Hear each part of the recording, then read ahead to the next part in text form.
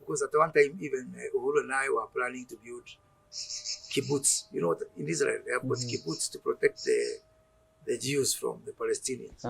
I actually remember that I registered a trust called Rorigi Development Trust to build the first kibbutz to protect Kikuyus there.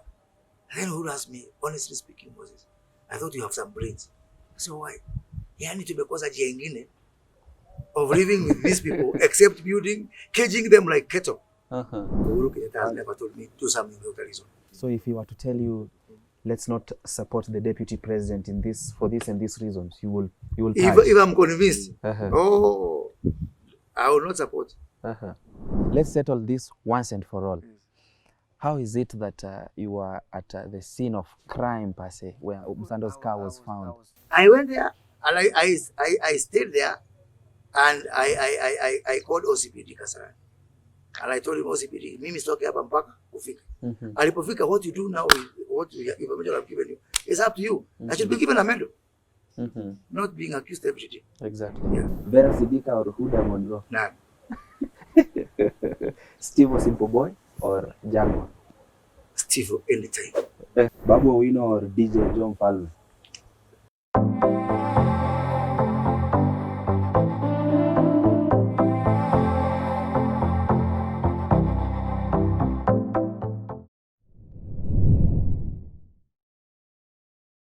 The chaos that was in KICC for those 4 days, you guys will never know what was going on there.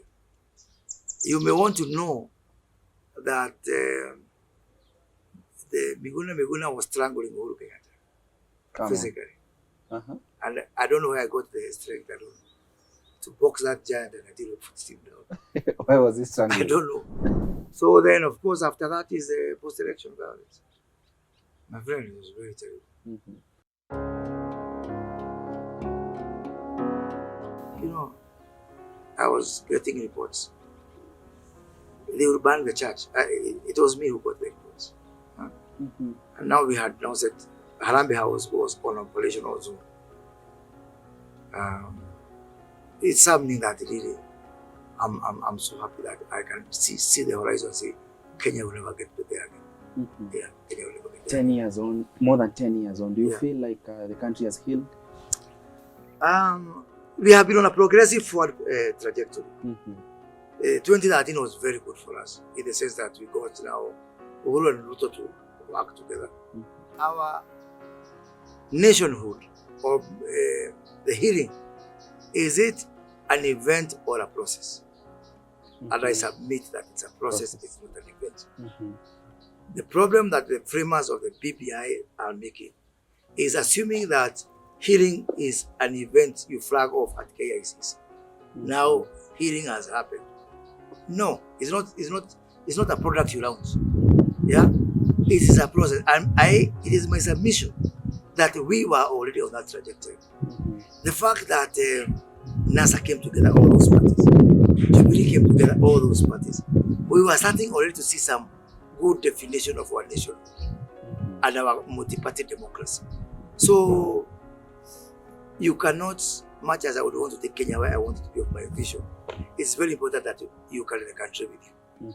And I keep saying that the biggest mistake that the BBI process did was to assume that wacha kwanza mimi nile nifike huko, hawa wengine watakuja. The best thing is to walk with the people together, walk with the country, walk with the nation. But is it a bad thing to have BBI and to have the handshake? No. Is it the final solution? No. But everyone should do something. And I think Uhuru and Raila did their bit. Is it going to solve everything? No. I should do my bit. Everybody should do. You should do your bit. And me, I say, my principle in life is, those who are doing nothing should not stop those who are trying to do something. What we need to fix is our political culture. Especially this culture of believing in elections, results. You look at the US, the IBC of the US, the people who monitor vote counting, they have day jobs. They work during the day, evening, and they are volunteers, by the way. Can you believe Kenya admitting something like that? Ati wewe uko Tuko. Ati evening, wacha nienda Bavasas primary, nikasaidia kwa sababu kula. My friend, utakula mali. Because you don't, we are not yet there. We are not yet there. We need to heal our operating system ourselves and build trust so that I know if Kevin is the one counting vote in Westlands primary, hata kama akona day job huko tuko, hizo kura atahesabu kila mtu akiona, and that is so because that would reduce our cost of elections. Now we are spending up to 45 billion. Uchaguzi moja 45 billion. How can we progress as a country? Exactly. When do you decide that now I'm going for the Gatundu seat? So see now in 2011 to 2013, I was in Uhuru's kitchen, kitchen cooking things in the secretariat. And so therefore, I remember after we came from Kasarani, when we launched our manifesto in 2013, we visited somewhere with our teams, with the Uhuru, that time candidate to Uhuru. And I told him, now, boss, mimi naona the way we have launched manifesto, allow me to go and look for nijitafutie kula hata mimi kwa kwetu watu. Nataka kuwa mbunge. Uhuru told me, I think you will be elected. But right now where we are in terms of this presidential campaign, if all of you become like that, you will be a very good opposition MP. Because kiti utapata huko lakini huko juu we're going to lose it. I didn't even say a word. I immersed myself in the campaign. So what you think? You shelved your I shelved because of 2013. Then, as fate would have it, unfortunately, the following year, now we have won now, Uhuru is president. To go to celebrate, I'm just there floating, see going on. Then 2014, sadly, my member of parliament, Joseph Kuria, passed away. By-election. There was a by-election comes. And I put myself for that election. The rest is history. Wow. How has it been for you so far? I'm very satisfied, man. Ukitishwa sample, I'm satisfied. Yeah, I'm very satisfied with my work. What is your highlight? My highlight is... Highlight project? Especially look at what project. My highlight is that me and my people. My people know me and I know my people. Yeah? That for me is beyond anything. Ukini stress hapa, my friend, me I go to Ruto. I think that's how Baba used to go to keep going. When he's stressed. If anything stresses me, I go to Gatundu. And when I feel the love of my people, it is overwhelming. Wow. It's just overwhelming and it's therapeutic. Yeah, it's therapeutic. The trust we receive from our parents and from our communities. I'm talking about everyone, not just political leadership. Is a debt. Mko na deni ya kulipa. And how to pay the debt is now go back there. Say, hey, I have gone through all this education. I have all this experience locally and internationally. Big banks, I don't know technology. How can I use this now to uplift so that nobody has to go through what I went through? The environment was good. In our first time. And I was also, because I had experience in public life, I did have, and of course, I had a profile. Yeah? And Uhuru Kenyatta is my friend also. So I was able to do some. You also his MP. And I'm also his MP. So I'm also able to do some But the end result is, my people happy. My people are happy. What do you make of... my people have Uhuru Kenyatta, we have myself.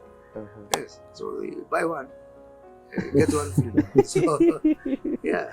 So you're saying when the president wants some CDF, he has to call some you... bursary. Some bursary. CG for Gena or for Jamba or whatever.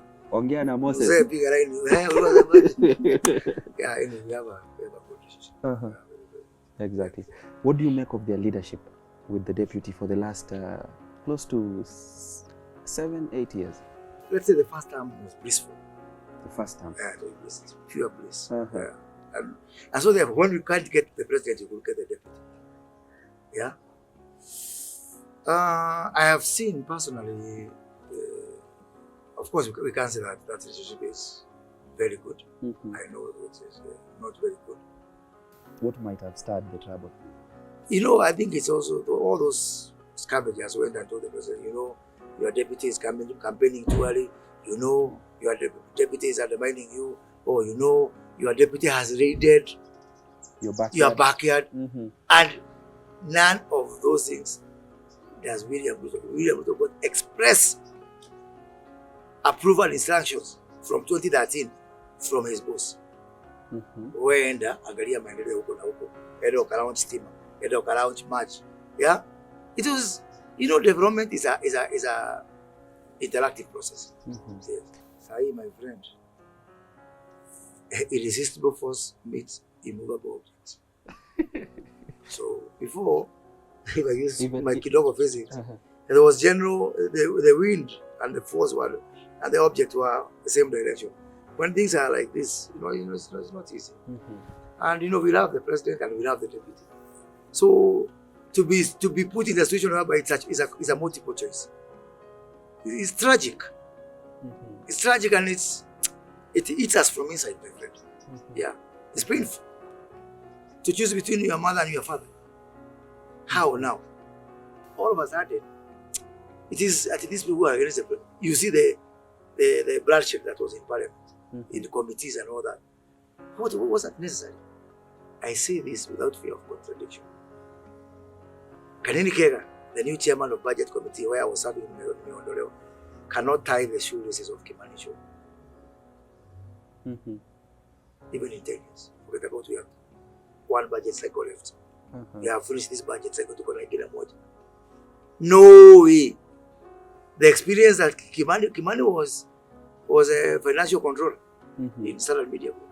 Yeah, he understands numbers, he understands budget, he understands balancing this one. And I'm not saying that Kanini is daft. It's not daft. He's a wonderful guy. But I'm just saying, matters budget, surely Kimani was better than Kanini. Kimani has never let down the president in terms of passing in the budget. Can't we believe in meritocracy in this country, irrespective of who is supporting who and what? Yeah. Is it the tagline allied to the deputy president that is sort of working as it now? I didn't know when being allied to deputy president became leprosy. Yeah, it's not leprosy. And I'm allied to deputy president because he is my deputy party leader and I belong to Jubilee. People talk as if he's from another party or from the moon. I have no regrets or apologies or explanations to make for being allied to deputy president. Yes, I have no, because I didn't look for William Ruto. As a matter of fact, he was not my friend. He was brought to me by Uhuru Kenyatta. And because I believe everything Uhuru says, me, I believe most of the time, he's right. So when this one said, I have not received a contradictory memo. From him? From him. If he were to tell you that let's not go that direction, will you again still? Uhuru Kenyatta has never told me do something without a reason. So if he were to tell you, let's not support the deputy president in this, for this and these reasons, you will. If I'm convinced, oh, I will not support. Because at one time, even Uhuru and I were planning to build kibbutz. You know, in Israel, they have got kibbutz to protect the Jews from the Palestinians. There are some walls. Yeah, we wanted to start at a place called Rurigi in Band Forest. I actually remember that I registered a trust called Rurigi Development Trust to build the first kibbutz to protect Kikuyus there. And then who asked me, honestly speaking, Moses, I thought you have some brains. I said, why? Yani tumekosa njia ingine of living with these people except building, caging them like cattle. And then that's when we started now thinking about, you know, different options and different alternatives about how to work with other people. Yeah. So the point I was trying to make is Uhuru is democratic or has been democratic. Does the deputy president stand a chance come 2022?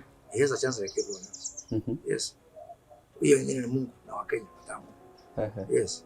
There are times you've said that MPs, especially those allied to the deputy president from the Mount Kenya region, are not sleeping at night peacefully. Do you ever get any threats? Of course, daily, my friend. Tumezoea. We have developed antibodies even. Why do you think you get the threats? Yeah, of course, this issue of just because you don't agree with people politically, you start all the intimidations and all the threats. But in God we trust. Where from? From all sources. You are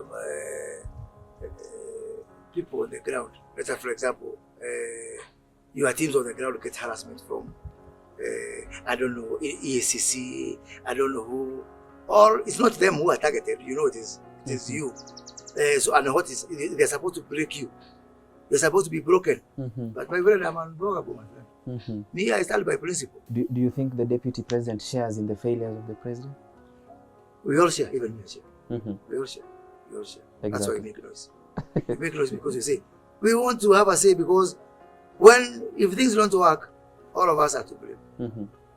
I'm not, when you point someone with one finger, 4 are pointing at you. So we all share. All this who you hear is because we know it's a corporate project for all of us in Jubilee. That is why we are in anguish. Because when you see things don't go, we say, future generations, what are to reason away will go happy. Exactly. Yeah. If he were to be president, what do you think he will do differently? Who? William Ruto, Dr. William Ruto. Brokers will not have an opportunity. Just that one will make this country great. Question. Yes. At some point, you said, this year, early this year, you said that you were talking to the president that tell your wife to respect us.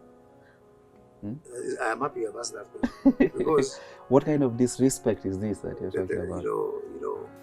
First of all, that is a saying within our language. You know, the problem is I was speaking Kikuyu. So unless you're like Kikuyu, you cannot understand. It is it's an analogy of Kikuyu is like, traditionally, my father had 4 wives. Yes, my father had 4 wives. The president's father had 4 wives. The ones we know. Yeah, and even for me, the ones we know. We come from that society. We come from a polygamous society, and we have got intra-polygamous family politics and issues and squabbles, and that's the language we use. So are you polygamous yourself? No, I'm polygamous. Okay. As of now. As of now. As of now. So, I'm just saying, polygamy in our community has been unacceptable something. And let me not say as of now, because I'm a Catholic, and I know this interview Cardinal and Tasikiriza. Nikifukuzwa kwa kanisa. And I'm a ranking member of the Catholic Church. So, I was just saying that one. So whatever I said in rally that day was in a way that we were understood. Because we've said, fine, first, as Jubilee, we have given the president freedom to engage with other people. That's what it means now in retro sense. It is not supposed to say that someone is a wife or a woman or both or a marriage. It means, one, Uhuru is our father. He's our head of our family. As Jubilee, he was our father. Now we appreciate for his own wisdom that he has another formation and he has to make friendship with so and so. We may not understand exactly why he's doing that. In the same way as in our Kikuyu families, you may not understand the reason for Mzee to bring another wife home. Yeah? But we respect. Okay? That was the analogy. We respect. But that other household, when it comes, please let them know that we had our Jubilee. Yeah? And we had our hierarchy with you as our leader and William Ruto as our deputy leader. So please let those people respect that they didn't find people on the streets. They found a home. We had a home. And it's okay, come and put your tent hupo. But please respect the owners of the homestead. I start with that. Exactly. Yeah. What is the disrespect that you've been shown? Oh, my friend, I wish you were in that parliament. Hey, Junet, even the way Junet talks, there, Buddy, you know the way they treat us, it's like taka. You know the madara we go through, my friend. Those people who are not with the president, quote unquote. And we are the builders of this Jubilee house. And we are the crafters of this presidency. For many years, at huge cost. But now the madara, my friend, people spitting on us almost literally. Has the president let his kids be? Yeah. Has he left you in the cold? I am telling you, it is pandemonium. Have you been attending the Jubilee PG meetings? Yeah, religiously. Never missed one. Is it true that the president harasses and abuses? Well, it's a monologue. Nobody else speaks. That's a fact. Yeah, sometimes the language is on the extreme. But again, it's not something we take personal. Because, again, this for me is a cultural issue. Mzee akiongea sometimes unamruhusu atumie majina hapa na pale. Yeah, especially as people age, it is legit. It's legit. Yeah. But at times it's been tough. It's been tough, of course it's been tough. It is his right to be tough. He's a leader he's the owner of that house. He's the leader of that house. Yeah? He's a mzee of that house. He's right to be tough, but with respect. Yeah, with respect. What's this one time that you felt like, no, that was disrespectful? You know, the first one, before his election was how do you call it? Revoked by the Supreme Court. So we had this speech. And in this speech, he used some words which I think also maybe the pressure that was boiling that I could have contributed. But the sad thing for me, because the words were close to not very good, not very familiar-ish. And we had John Paul Muriki, the youngest MP? South, 23-year-old. And we have some Jimmy Nuru Agoni. I thought he was in my disciplinary committee chairman, so you can imagine how Jimmy Nuru Agoni is. All you look at that gap. So I said there are some words which are not good to use in a gathering that has a 23-year-old and a 75-year-old like Jimmy Agoni. Yeah. Which words were those? Well, let's not get the unprintables. Yeah. I'm not saying unprintable. I'm just saying not very familiar-ish. Yes. Okay. There's this animal called the deep state. Yes. Who's this? Who's the deep state? Me nafikiria deep state in coronavirus. You know. I think because I cannot tell you deep state. Some people who are being said to be deep state, it is fake. It is fake. People abrogate themselves that role. Deep state. So sometimes people say, deep state is so and so. So these guys, me, I've been in this system. So they are all my friends. So I call them, where do you deep state? Where deep state? Really? It is fake. There's nothing called deep state. But some people want to stew others. So they say there is deep state. Someone is calling it deep state. I have seen them crawling and coming up. When did they become deep state? Kama kuna deep state, sisi tulikuwa deep state wakati wetu, my friend. Does not exist. There is nothing like deep state. Hakuna kitu kama deep state, I'm telling you. Is the big four agenda pipe dream? Well, time is running. Especially housing, the housing project. Housing was badly crafted. I said it from the beginning. Go back to my Facebook. I said how we will not achieve it. Now it is close to 2 years since I said it. It was a wonderful, wonderful thing, badly executed. What you're saying is Kenyans will not realize that dream anytime soon. I am skeptical. I hope for the best and I'll support everything, but I don't see that. Let me not touch healthcare because Corona is there. Corona is there. And so therefore we are now confused in terms of our priorities. Manufacturing, again, COVID. You see what COVID has done? I want to write an article for the newspapers, but they banned me. I want to call it the good side of COVID. Yeah? Feel free to come to Tuko. I write it for Tuko. I promise you that one. The good side of COVID. One of them is manufacturing. That now PPEs are being manufactured here locally in this country. Where are we? The scraps. Did we need COVID to tell us that we can manufacture toothpicks here? So I think COVID has, also shown us if you want support, if you are saying manufacturing should be 15% of GDP, now you know what you need to do. Look at every item that can be made here and stop its importation. And on the food security,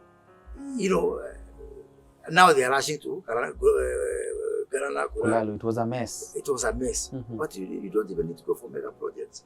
Let's have some scattered programs out there, and people will. And let's even create incentives, fertilizers, and subsidies here and there. Let government buy milk from farmers when the price comes down. Our people, they vote with their feet when they see money. Put money in agriculture. Put money in the markets. People will farm. People will produce. Kenyans will be self-sufficient in food. Kenyans were very hopeful they will see a lot of good stadiums around, their children with laptops, but it is yet to be fulfilled. You cannot finish all the work. I think in this government, especially in the first term, we have done a lot. You don't have, by the way, in the KCPE, if you get 90%, it's an A. If you get 70%, it's still an A. Don't worry, we still have an A. Okay. It may not be for 90, but it's there. Let's settle this once and for all. How is it that you were at the scene of crime per se, where Msando was? Msando's car was found. I was told by someone. I was with Honorable Sabina Cheka. I was not. I don't know why people don't think of Sabina. I was with probably she sort of not talked about it. Yes, which is we want a society of hypocrisy. I was with Sabina. We had come from campaigning for Uhuru Kenyatta in Murang'a, and we stopped at Blue Post. And then someone called us and said, "Ile gari inatafutwa ya Msando iko hapa." So we went there, and I called OCPD Kasarani. I told OCPD. Who's this that called you? We were someone. Mugani Kirumba is a media personality with Kameme. So she was in our team, and she was called by some friends from Roysam. Okay. I said, you know, hii gari mnatafuta inatafutwa iko hapa. So I went there. How responsible would I have been not to act on that? To kusaidia serikali. Si tuliambiwa usalama unaanza na wewe na mimi. I went there and I stayed there, and I called OCPD Kasarani. And I told him, OCPD, mimi sitoke hapa mpaka kufika. Alipofika, what you do now with what information I've given you, it's up to you. I should be given a medal. Not being accused every day. Exactly. Yeah. Probably on that, at that particular point, you didn't know whether he was dead or alive. I didn't. How even how would I have been? Silikwambia nilikuwa number 1 primary school. Do I look like a stupid person? If I knew, if I knew, would I have been there? Sure. Yeah. And then a time comes when you say that you know the killers of. No, I have never said that before. Never. I think uliza Sudi. Sudi ndiye alisema hivyo. Never. Okay. But then me, what I say openly and private is the same. Ukitafuta kitu kingine kwangu hutapata. I'm an open book. Yes. A time comes when coincidentally again you're in the same plane with Miguna when he was being deported. I didn't ask Emirates who is another person. I was just going on holiday with my children, my family, my wife and my children. And we just found he is there, he's a passenger, and we know each other with Miguna. Yes, we are not strangers. Yes. From the days he was strangling Uhuru in airport. A good one. All right. What is your biggest political lesson so far? I think my lesson is hypocrisy. If we export hypocrisy, GDP double digits. Tumeenda sana. Yes, tumeenda. Wanafiki wako wamejaa hapa. Kuna watu tu mnaona tu. Are you likely to probably go for a gubernatorial seat at some point in your life? Highly unlikely. And Kevin, I'm telling you, you know, I enjoy what I do. I don't even have to buy for any seat for me to serve the people. I have other things I do that give me also satisfaction. Changing lives, transforming society. I have spots for choice. Yeah. Even being a good. Is there something like house husband? There is household. Yeah. I can be house husband. No.